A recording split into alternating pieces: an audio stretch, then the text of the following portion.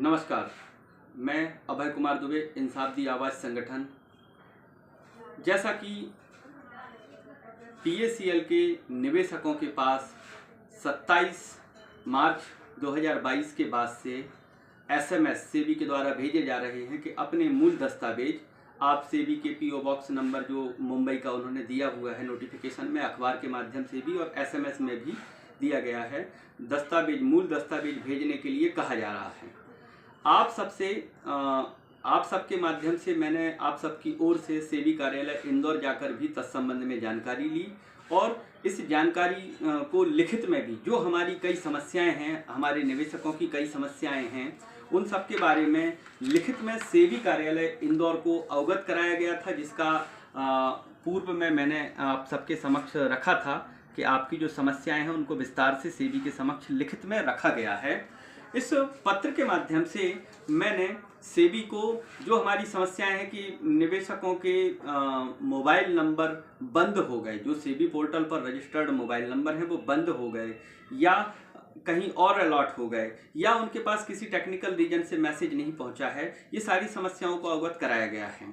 इनका निराकरण जैसे ही हमें पता चलेगा हम आप तक प्रेषित करेंगे।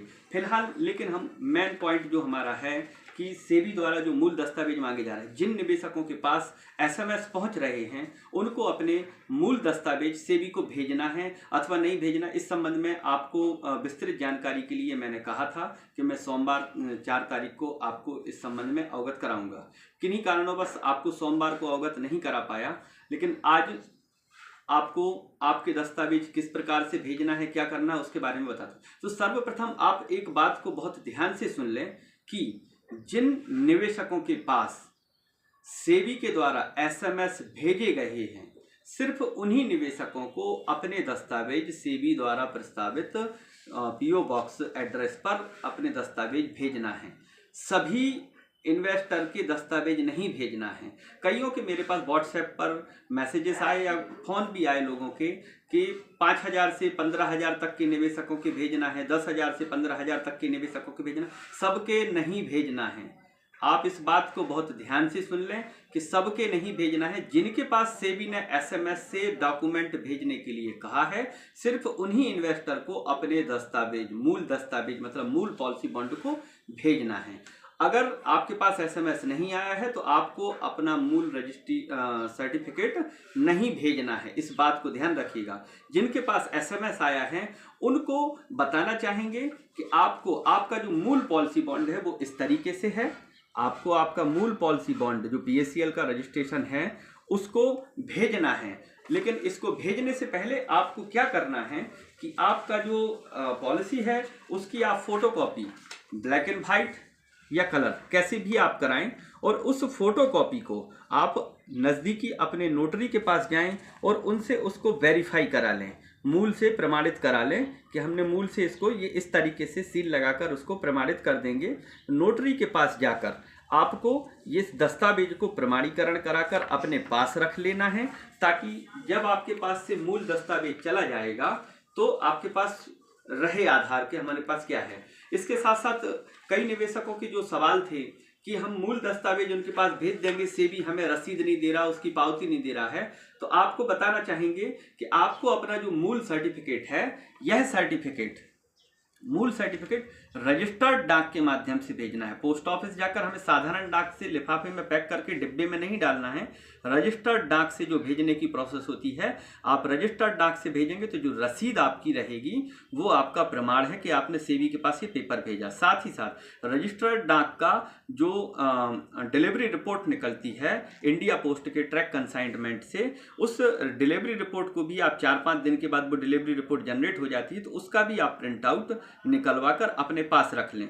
तो आपके पास 2 और 3 आधार हो जाएंगे। एक, आपने जो अपना मूल सर्टिफिकेट को फोटोकॉपी कराकर नोटरी से सर्टिफाइड कराया है, एक प्रमाण। दूसरा प्रमाण आपके पास दस्तावेज भेजने का जो है रसीद पोस्ट ऑफिस की जो है, और तीसरा जो डिलीवरी रिपोर्ट रहेगी वो आपके पास रहेगी।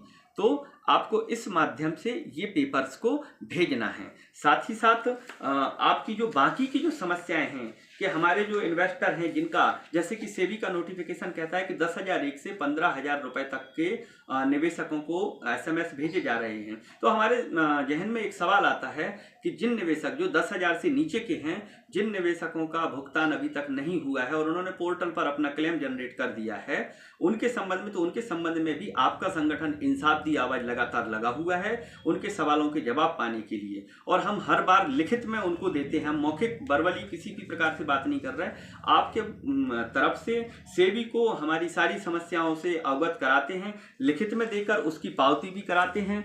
किसी भी प्रकार का पत्र है हमने सेबी को दिया हुआ है और उसकी पावती कराई हुई है। तो आप निश्चिंत रहें, जो हमारे बाकी के प्रश्न हैं उनके भी सवालों के जवाब हम जल्द ही सेबी से लेने का प्रयास कर रहे हैं। साथ ही हमने अभी 28 मार्च 2022 को जो सेबी कार्यालय इंदौर को जो पत्र दिया है, उसके माध्यम से सेबी मुख्यालय में इंसाफ दी आवाज संगठन के प्रतिनिधिमंडल के लिए अपॉइंटमेंट के संबंध में भी एक बार फिर आग्रह किया है और हमें आश्वासन दिया गया है कि आपके अपॉइंटमेंट से संबंधित भी आपके निवेदन को स्वीकार कर जल्द ही आपको अपॉइंटमेंट दिला दी जाएगी। ऐसा आश्वासन हमें सेबी कार्यालय इंदौर के माध्यम से दिया गया है। तो आपका संगठन इंसाफ दी आवाज हर पहलू पर आपके लिए काम कर रहा है। आपको अपने दस्तावेज, जिनके पास, इस बात को बहुत ध्यान से रखिएगा, जिनके पास SMS आए हैं सिर्फ उन्हीं निवेशकों के मूल सर्टिफिकेट भेजना है। यदि आपने, जिनके पास SMS नहीं आया, उसके यदि सर्टिफिकेट आपने जल्दबाजी में, उतावलेपन में भेज दिए तो लॉस आपका होगा, आपका पेपर आपके पास से चला जाएगा और आप इस संबंध में किसी को भी दोषी नहीं ठहरा सकते, ये आपकी ही गलती रहेगी। इसलिए इस बात को बहुत ध्यान से गांठ बांध कर सुन लें कि जिनके पास SMS आए हैं सिर्फ उन्हीं के पेपर सर्टिफाइड कराकर, नोटरी से सर्टिफाइड कराकर, ताकि आपके पास आधार रहे, भेजना है, रजिस्टर्ड डाक से भेजना है। उस रसीद को इस फोटोकॉपी के साथ अटैच करना है और पोस्ट ऑफिस की डिलीवरी रिपोर्ट को भी निकाल कर अपने पास रखना है। इस बात को बहुत ध्यान से रखिएगा।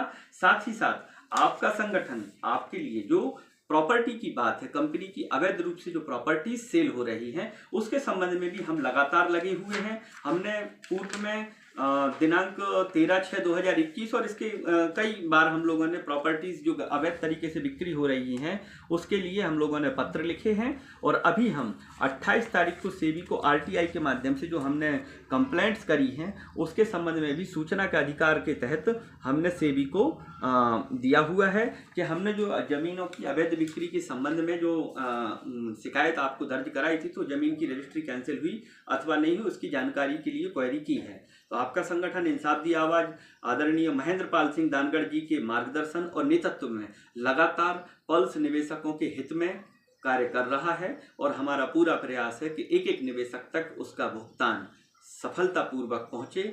आप सबका साथ बहुत आवश्यक है। आप इंसाफ दी आवाज संगठन के YouTube चैनल को भी सब्सक्राइब करें, लाइक करें और उस पर आने वाली जो ऑथेंटिक खबर है, आपके पक्ष में जो खबर है, आपके लिए सही जानकारी वाली खबर, उसको आप अवश्य देखें और इंसाफ दी आवाज के कुटुंब ऐप को भी आप उस पर भी सदस्यता ग्रहण करें और इंसाफ दी आवाज के द्वारा आवाहन करने पर, जब भी किसी आंदोलन के लिए आवाहन किया जाए तो आप अधिक से अधिक संख्या में पहुंचें। यही आप लोगों से विनय है। धन्यवाद। जय हिंद, जय भारत।